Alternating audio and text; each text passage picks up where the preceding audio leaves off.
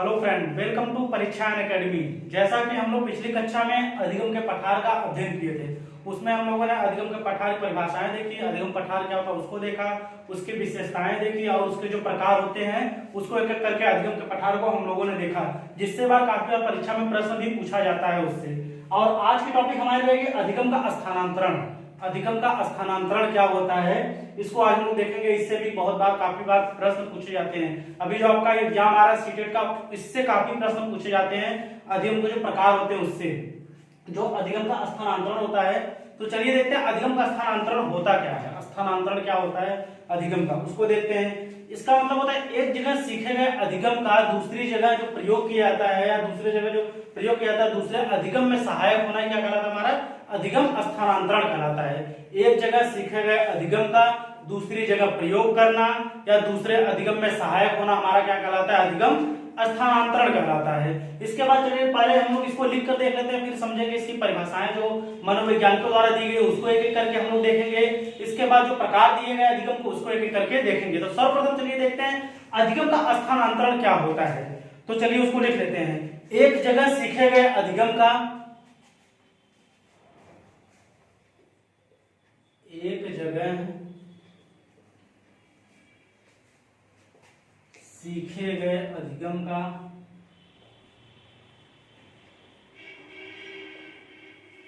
एक जगह सीखे गए अधिगम का सीखे गए अधिगम का दूसरी जगह प्रयोग करना, दूसरी जगह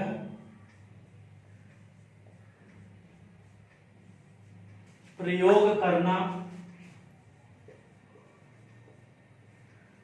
दूसरी जगह प्रयोग करना या फिर होता है दूसरे अधिगम में सहायक होना, दूसरे अधिगम में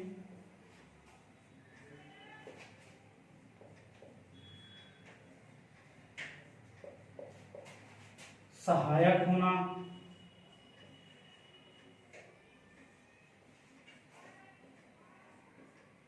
अधिगम स्थानांतरण कहलाता है। अधिगम स्थानांतरण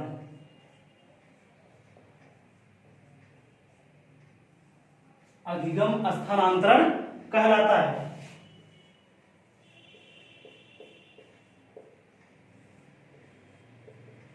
तो अधिगम स्थानांतरण करते हैं हम लोग क्या देखा, एक जगह सीखे गए अधिगम का, एक जगह सीखे गए अधिगम का दूसरी जगह प्रयोग करना, एक जगह सीखे गए अधिगम का दूसरी जगह प्रयोग करना या दूसरे अधिगम में क्या होता है सहायक होना, हमारा क्या कहलाता है अधिगम स्थानांतरण कहलाता है। इसके बाद चलिए देखते हैं अधिगम स्थानांतरण के बाद हम लोग देखेंगे अधिगम की जो परिभाषाएं दी गई है उसको एक एक करके देखते हैं। चलिए देखते हैं परिभाषा।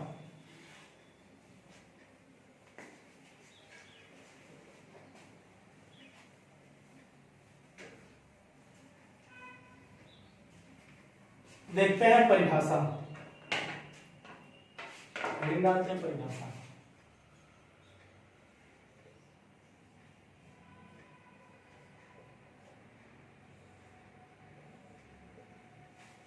इसमें पहली परिभाषा हम लोग देंगे सोरेनसन की। इन्होंने क्या कहा है, इन्होंने कहा है कि स्थानांतरण एक परिस्थिति में अर्जित ज्ञान का, स्थानांतरण एक परिस्थिति में अर्जित ज्ञान तथा आदतों का क्या है, आदतों का दूसरी परिस्थिति में प्रयोग करना है। स्थानांतरण एक परिस्थिति में अर्जित ज्ञान तथा आदतों का दूसरी स्थिति में क्या है प्रयोग करना है, क्या कहलाता है अधिगम स्थानांतरण कहलाता है। तो लिख लेते हैं उसको सोरेनसन के अनुसार।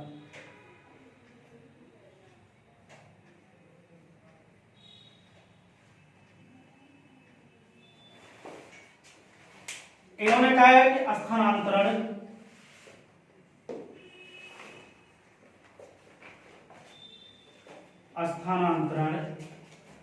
एक परिस्थिति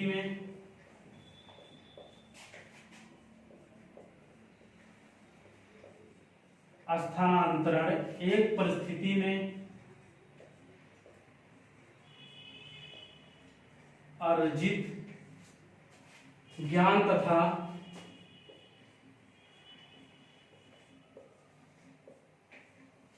आदतों का अर्जित ज्ञान तथा आदतों का अंतरण होता है।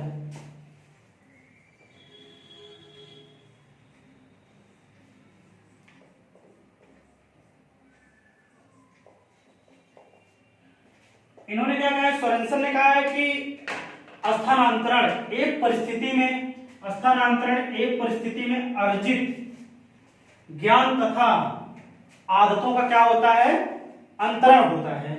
इन्होंने कहा स्थानांतरण एक परिस्थिति में अर्जित ज्ञान तथा आदतों का स्थानांतरण। दूसरी परिभाषा में क्रो एवं क्रो के अनुसार इन्होंने कहा है कि अधिगम को क्या, जब अधिगम के एक क्षेत्र में प्राप्त अनुभव, विचार, अनुभव तथा कार्य करने की आदत, ज्ञान तथा निपुणता का प्रयोग दूसरी परिस्थिति में किया जाता है तो उसे क्या कहते हैं, अधिगम अंतरण या अधिगम स्थानांतरण कहते हैं। चलिए इसको भी लिख लेते हैं हम लोग, दूसरी परिभाषा लिख लेते हैं, क्रो एवं क्रो। क्रो एवं क्रो के अनुसार इन्होंने कहा है कि जब अधिगम के एक क्षेत्र में, जब अधिगम के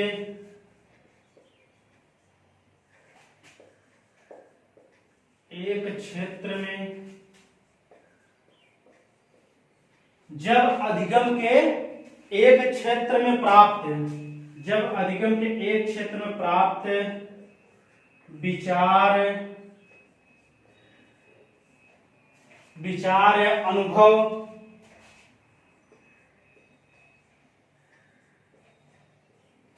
कार्य करने की आदत, कार्य करने की आदत, ज्ञान तथा कार्य करने की आदत, ज्ञान तथा निपुणता का, कार्य करने की आदत, ज्ञान तथा निपुणता का दूसरी परिस्थिति में,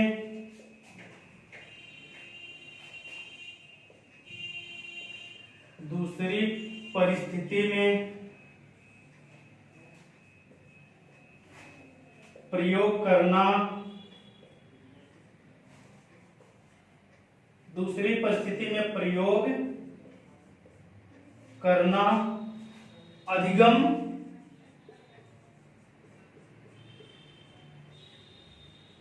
अंतरण कहलाता है।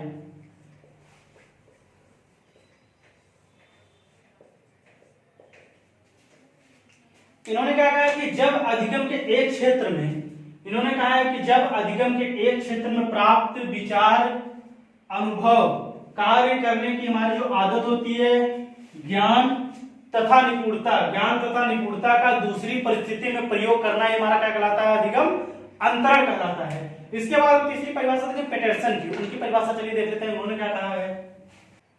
चलिए नेक्स्ट परिभाषा थी पैटरसन की। इन्होंने कहा है कि अधिगम अंतरण से अभिप्राय, अधिगम अंतरण से अभिप्राय किसी विचार का नए क्षेत्र में विनियोग है।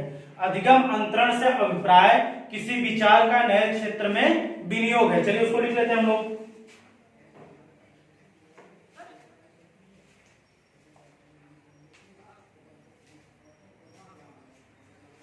इन्होंने कहा है कि अधिगम अंतरण से अभिप्राय,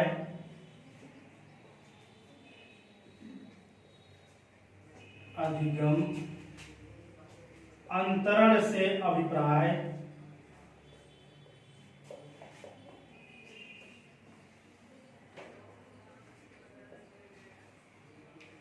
अधिगम अंतरण से अभिप्राय किसी अधिगम अंतरण से अभिप्राय किसी विचार का, किसी विचार का नए क्षेत्र में क्या है, विनियोग है। किसी विचार का नए क्षेत्र में, किसी विचार का नए क्षेत्र में विनियोग है।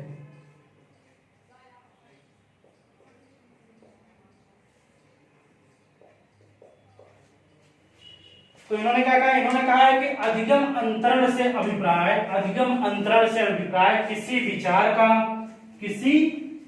का नए क्षेत्र में क्या है, विनियोग है। किसी विचार का क्या है, विनियोग है। अधिगम अंतरण अभिप्राय किसी विचार का क्या है, नए क्षेत्र में क्या है, विनियोग है। तो ये थी कुछ महत्वपूर्ण परिभाषाएं जिसको हम लोगों ने एक एक करके देखा। चलिए अब देखते हैं अधिगम स्थानांतरण के प्रकार, उसको देख लेते हैं हम लोग। देखते हैं अधिगम स्थानांतरण के प्रकार। अधिगम स्थानांतरण जो प्रकार हमारा होता है उससे काफी बार जानते हो, जो सीटेट में हमारा जो प्रश्न बनता है वह अधिगम स्थानांतरण के प्रकार से ही काफी बार प्रश्न बना हुआ है। तो चलिए हम लोग लिख लेते हैं अधिगम स्थानांतरण प्रकार भी डालते हैं। अधिगम स्थानांतरण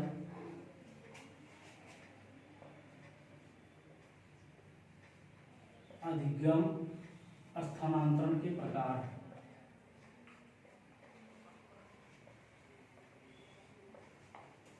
अधिगम स्थानांतरण के प्रकार, तो जिसमें पहला प्रकार हमारा है शून्य शून्य स्थानांतरण। जो अधिगम स्थानांतरण प्रकार में हमारा पहला क्या है, शून्य स्थानांतरण। इसमें क्या होता है, जब पहले का अधिगम बाद के अधिगम में, जब पहले का अधिगम बाद के अधिगम में कोई सहायता न करे तो हमारा क्या कहलाएगा, शून्य स्थानांतरण कहलाएगा।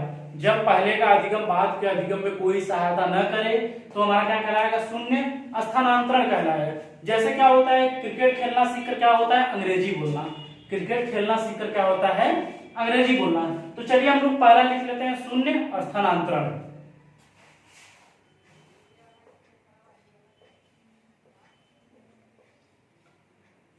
शून्य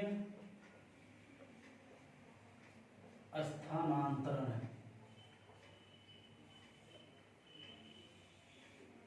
इसमें लिख लेते हैं जब पहले का अधिगम, जब पहले का अधिगम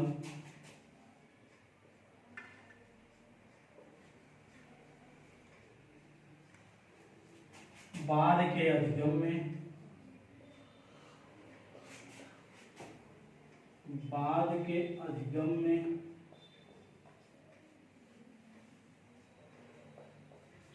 जब पहले का अधिगम बाद के अधिगम में कोई सहायता न करे, सहायता न करे तो कौन सा स्थानांतरण होगा, शून्य स्थानांतरण होगा। तो शून्य स्थानांतरण, शून्य स्थानांतरण होगा। तो इसमें क्या था हमारा, जब पहले का अधिगम, जब पहले का अधिगम हमारा बाद के अधिगम में, जब पहले का अधिगम हमारा बाद के अधिगम में कोई सहायता न करे, कोई सहायता क्या हो न करे तो क्या कहलाएगा हमारा, शून्य स्थानांतरण होगा। इसके उदाहरण हम लोग लिख लेते हैं, उदाहरण में देख लेते हैं। उदाहरण में लिख लेते हैं, क्रिकेट खेलना सीखकर, क्रिकेट खेलना सीखकर अंग्रेजी बोलना सीखना, अंग्रेजी बोलना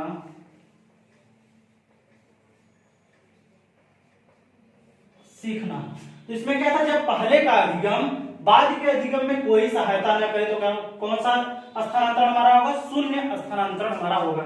इसमें जैसे वो क्रिकेट खेलना सीखकर, क्रिकेट जब भी हम खेल सीखते हैं तो खेल सीखते हैं तो क्या होता है, अंग्रेजी बोलना सीखना, उसका कोई क्या होता है, प्रभाव नहीं पड़ता है। इसका अपना है और इसका अपना है। तो इसमें क्या कहा है, जब बाद के अधिगम में कोई सहायता न करे, जब बाद के अधिगम में क्या होता है, कोई सहायता न करे, कौन सा स्थान हमारा, शून्य स्थानांतरण। इसके बाद चलिए देखते हैं नकारात्मक स्थानांतरण। दूसरा हमारा क्या है, नकारात्मक स्थानांतरण।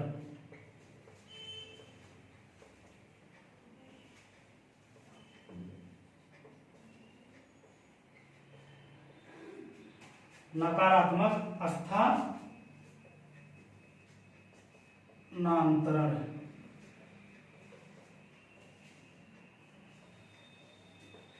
इसमें क्या कहा है, जब पहले का अधिगम बाद के अधिगम में, जब पहले का अधिगम बाद के अधिगम में या बाद का अधिगम पहले के अधिगम में बाधा उत्पन्न करे तो कौन सा स्थानांतरण हमारा होगा, नकारात्मक स्थानांतरण होगा।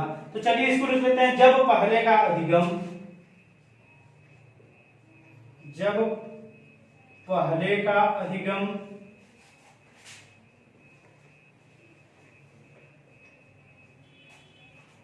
बाद के अधिगम में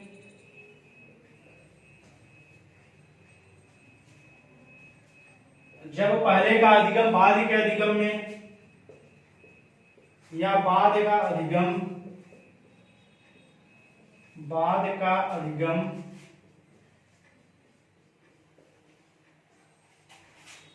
पहले के अधिगम में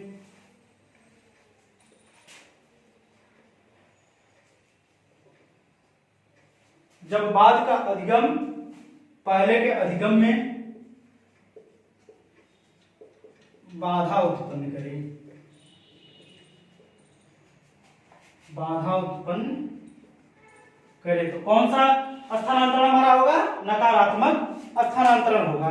इसमें क्या कहेंगे? जब पहले का अधिगम, जब पहले का अधिगम बाद के अधिगम में या बाद का अधिगम पहले के अधिगम में क्या हो? बाधा उत्पन्न करे तो कौन सा स्थानांतरण हमारा होगा? नकारात्मक। इसमें क्या कहें? जैसे 5वीं तक हिंदी माध्यम से पढ़ने वाला विद्यार्थी, 5वीं तक हिंदी माध्यम से पढ़ने वाला विद्यार्थी क्या होता है? 6वीं जैसे जाता है उसको क्या करता है? अंग्रेजी माध्यम द्वारा सीखना।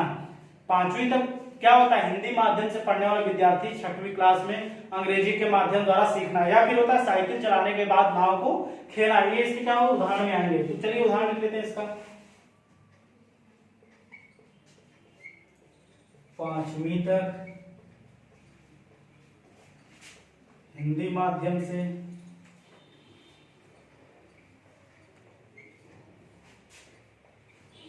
सीखने वाला विद्यार्थी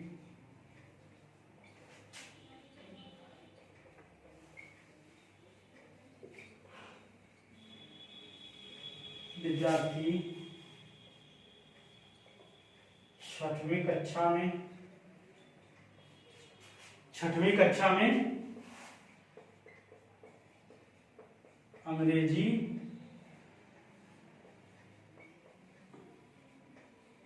माध्यम द्वारा सीखना। 5वीं तक क्या होता है? हिंदी माध्यम से सीखने वाला विद्यार्थी क्या होता है? 6वीं कक्षा में क्या होता है? अंग्रेजी माध्यम द्वारा सीखना। या फिर दूसरा उदाहरण, साइकिल चलाने के बाद नाव को खेना। ये सब किसमें आएगा? हमारा नकारात्मक स्थानांतरण में ये सब हमारे आएंगे। इसके बाद हम लोग देखेंगे सकारात्मक स्थानांतरण क्या होता है, उसको देखते हैं। सकारात्मक स्थानांतरण उसको देख लेते हैं। सकारात्मक में जो पॉजिटिव होता है, पॉजिटिव लर्निंग ट्रांसफर होता है, उसको देख लेते हैं। चलिए इसके बाद तीसरा देखते हैं, सकारात्मक या धनात्मक स्थानांतरण। तीसरा हमारा क्या है? सकारात्मक या इसी को क्या कहते हैं? धनात्मक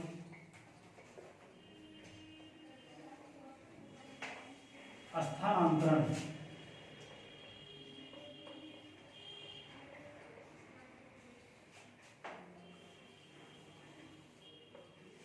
सकारात्मक या धनात्मक स्थानांतरण, इसमें क्या कहें?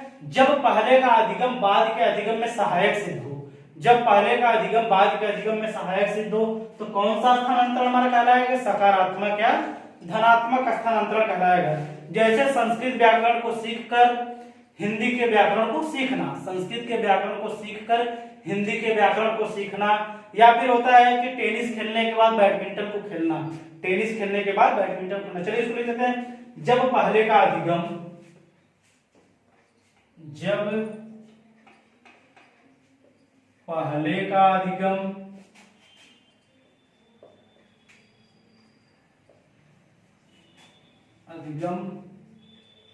बाद के अधिगम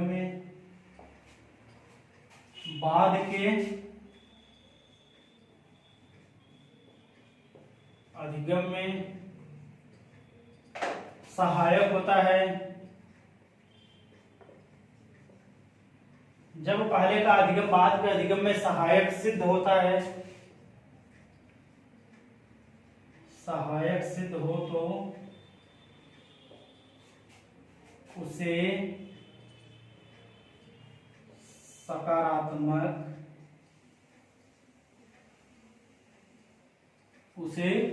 सकारात्मक स्थानांतरण कहते हैं। सकारात्मक स्थानांतरण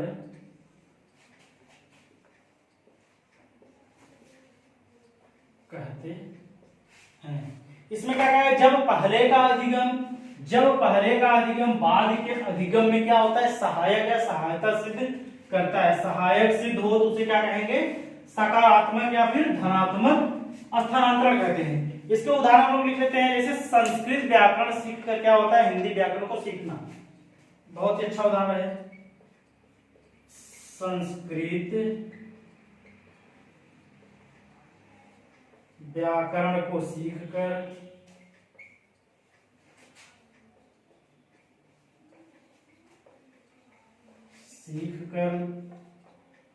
हिंदी व्याकरण को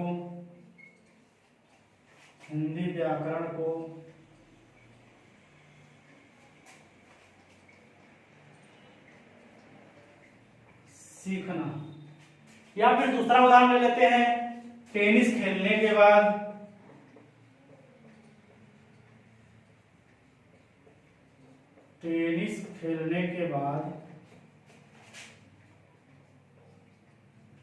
बैडमिंटन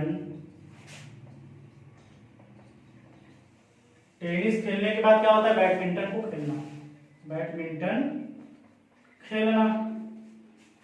तो ये हमारा कौन सा कहलाएगा, सकारात्मक या धनात्मक स्थानांतरण। जब पहले का अधिगम बाद के अधिगम में सहायक सिद्ध हो तो उसे हम क्या कहते हैं, सकारात्मक या फिर धनात्मक स्थानांतरण कहते हैं। उदाहरण हम लोग देखा, संस्कृत व्याकरण को सीख कर क्या होता है, हिंदी व्याकरण को सीखना। दूसरा हमारा टेनिस खेलने के बाद फिर क्या होता है, बैडमिंटन को खेलना। ये सब क्या करें, संस्कृत व्याकरण जब हम सीखेंगे तो उससे हम आसानी होगी, हिंदी व्याकरण सीख सकते हैं। हमको टेनिस खेलने आएगा तो हमको बैडमिंटन खेलने में आसानी होगी। इसके बाद चौथा देखते हैं, ऊर्ध्वाधर या लंबवत स्थानांतरण। चलिए उसको लिख लेते हैं। ऊर्ध्वाधर या लंबवत। ऊर्ध्वाधर या फिर लंबवत, इसमें क्या है, जब निम्न स्तर पर सीखा गया अधिगम अत्यंत उच्च स्तर पर प्रयोग कर दिया जाए। जब निम्न स्तर पर सीखा गया अधिगम अत्यंत उच्च स्तर पर प्रयोग कर दिया जाए तो यह कौन सा स्थानांतरण माना जाएगा, ऊर्ध्वाधर या फिर लंबवत स्थानांतरण कहलाएगा। चलिए उसको लिख लेते हैं। चौथा हमारा ऊर्ध्वाधर या लंबवत।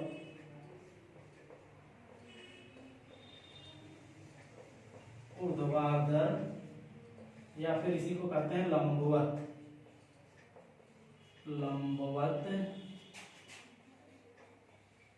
स्थानांतरण।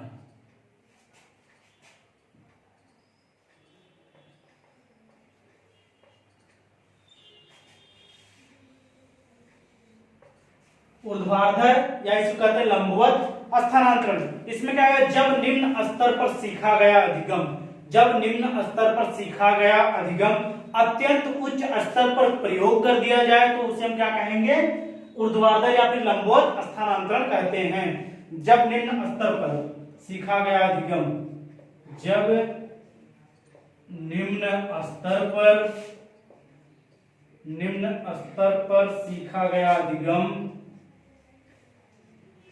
सीखा गया अधिगम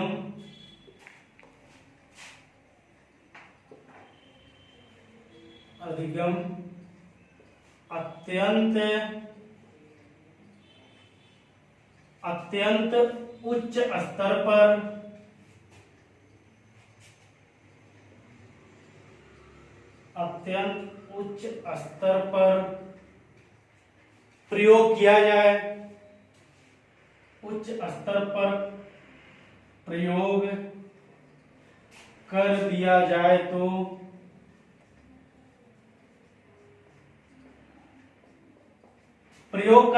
तो कौन सा स्थानांतरण कहलाएगा, ऊर्ध्वाधर स्थानांतरण कहलाता है।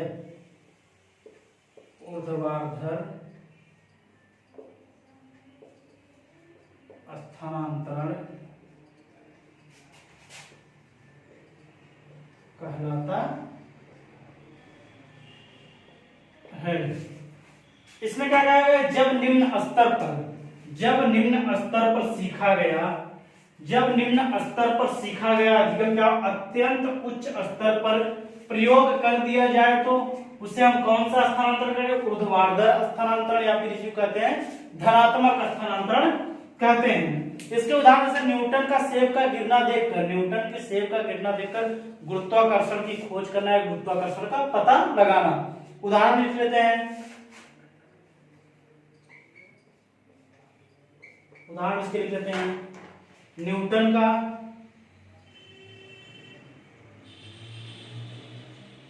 सेब का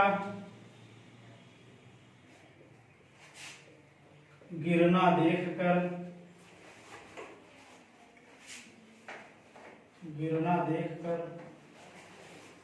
गुरुत्वाकर्षण का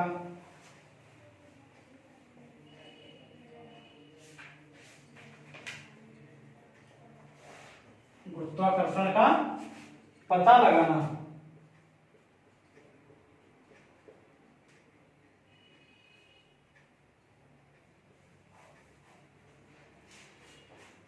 इसमें हम लोगों ने क्या देखा कि न्यूटन के सेब का गिरना देखकर क्या हुआ, गुरुत्वाकर्षण का पता लगाना। इसके बाद हम नोट पॉइंट में कुछ करके देख लेते हैं, नोट पॉइंट में चलिए लिख लेते हैं।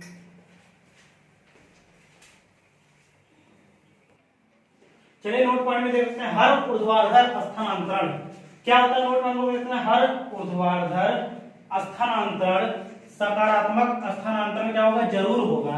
हर ऊर्ध्वाधर क्या होता है, स्थानांतरण सकारात्मक स्थानांतरण जरूर होगा, लेकिन हर सकारात्मक स्थानांतरण ऊर्ध्वाधर हो यह जरूरी नहीं है।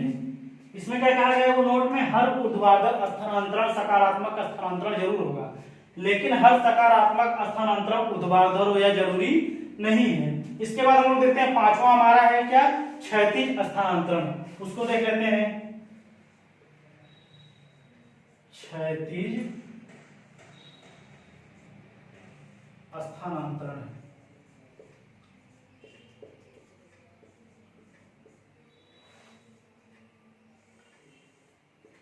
इसमें क्या कहा गया है, इसमें कहा जब दो प्रकार के अधिगम आपस में कोई भी सीधा संबंध न रखते हों, जब दो प्रकार के अधिगम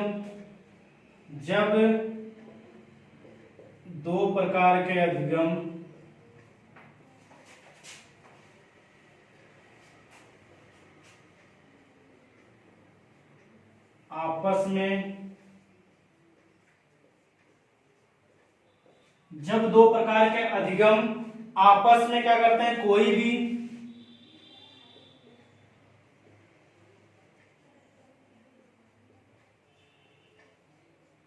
सीधा संबंध न रखते हों,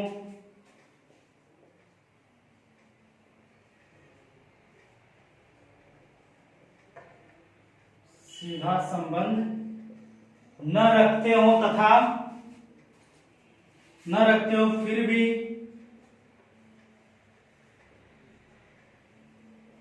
एक दूसरे का प्रयोग, फिर भी एक का प्रयोग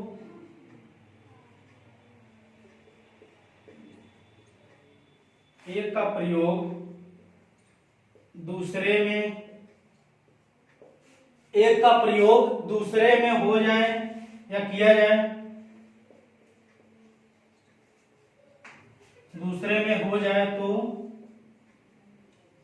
वह क्षैतिज स्थानांतरण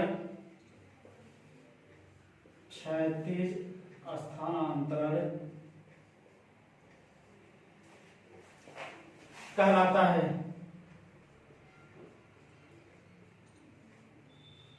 क्षैतिज स्थानांतरण कहलाता है। इसमें क्या कहा है, जब दो प्रकार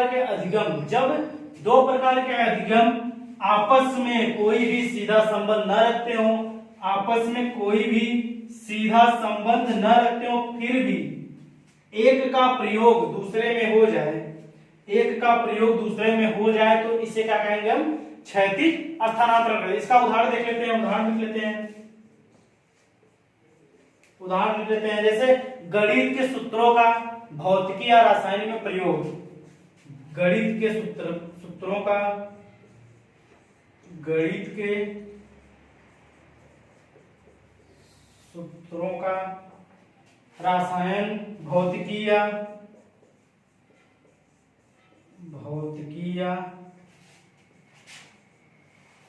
रसायन विज्ञान में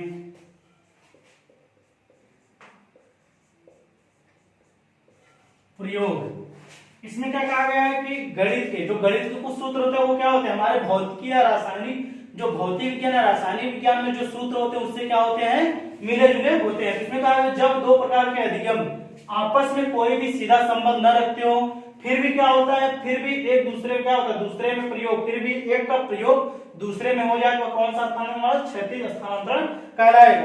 इसके बाद हम छठवां देखेंगे पार्श्विक स्थानांतरण। चलिए इसके बाद देखते हैं छठवां हमारा क्या है, पार्श्विक स्थानांतरण। छठवां हमारा क्या है, पार्श्विक स्थानांतरण। उसको लिख लेते हैं, हम लोग समझ लेते हैं। पार्श्विक स्थानांतरण। छठवां हमारा क्या है, पार्श्विक स्थानांतरण। इसमें क्या है, जब एक जगह सीखे गए अधिगम का उसी से मिलते जुलते अधिगम में इस्तेमाल हो जाए या प्रयोग किया जाए उसे क्या कहेंगे हम, पार्श्विक स्थानांतरण कहते हैं। जब एक जगह सीखे गए अधिगम का, जब एक जगह सीखे गए अधिगम का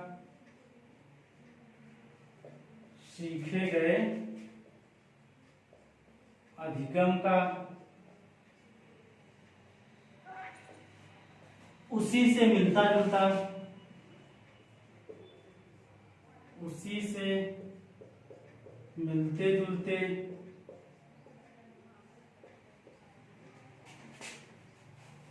से मिलते जुलते अधिगम में इस्तेमाल हो जाए,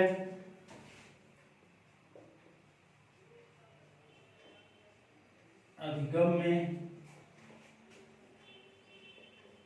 इस्तेमाल हो जाए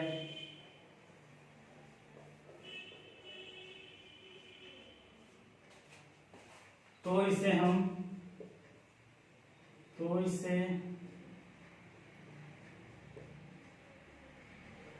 पार्श्विक स्थानांतरण कहते हैं।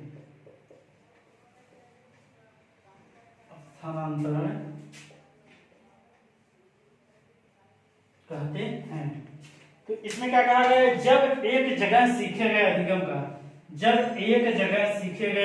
का उसी अधिगम से क्या हुआ, मिलते जुलते अधिगम में इस्तेमाल कर दिया जाए। जैसे एक जगह कुछ सीखते हैं उसी का अगर कोई और अधिगम सीख रहा है उसमें इस्तेमाल कर दिया जाए तो कौन सा हमारा होगा, पार्श्विक स्थानांतरण कहलाएगा। इसके उदाहरण से गणित के जोड़ को सीखकर घरों में क्या करना, इसका प्रयोग करना। इसको लिख लेते हैं उदाहरण स्वरूप।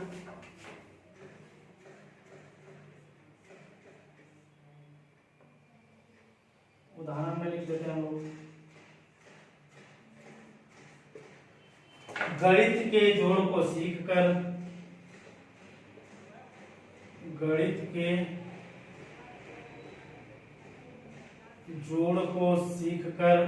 घरों में इसका प्रयोग करना,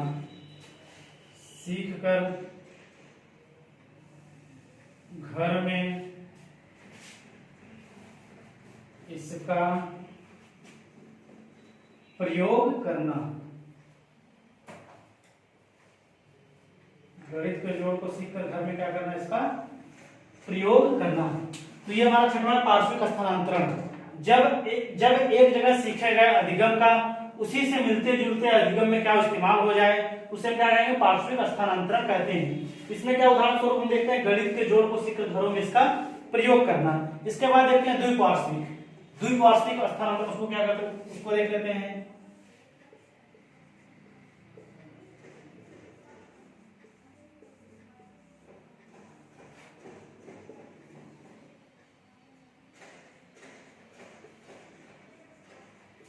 द्विपार्श्विक स्थानांतरण।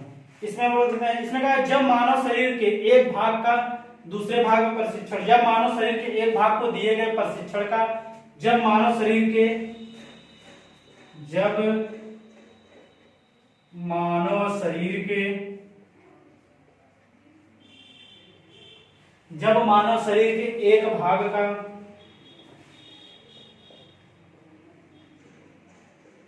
एक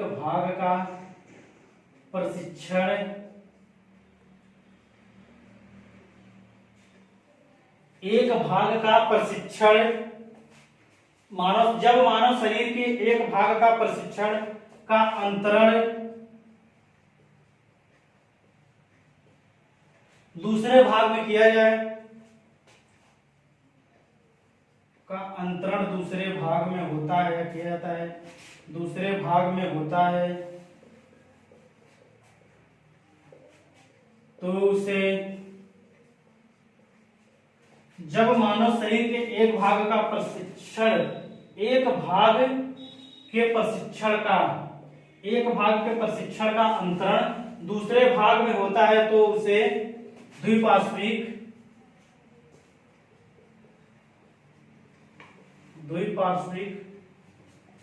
अंतरण या स्थानांतरण कहते हैं।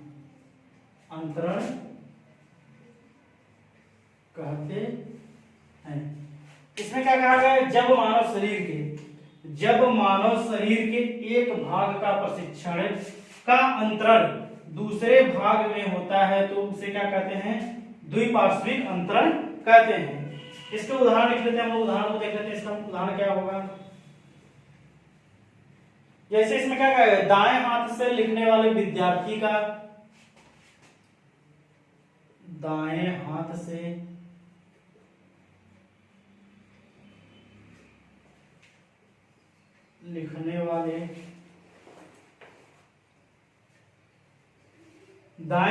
लिखने वाले विद्यार्थी का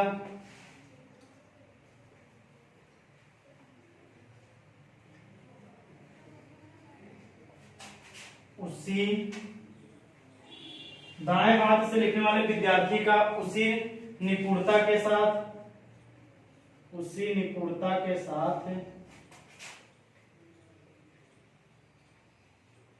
बाएं हाथ से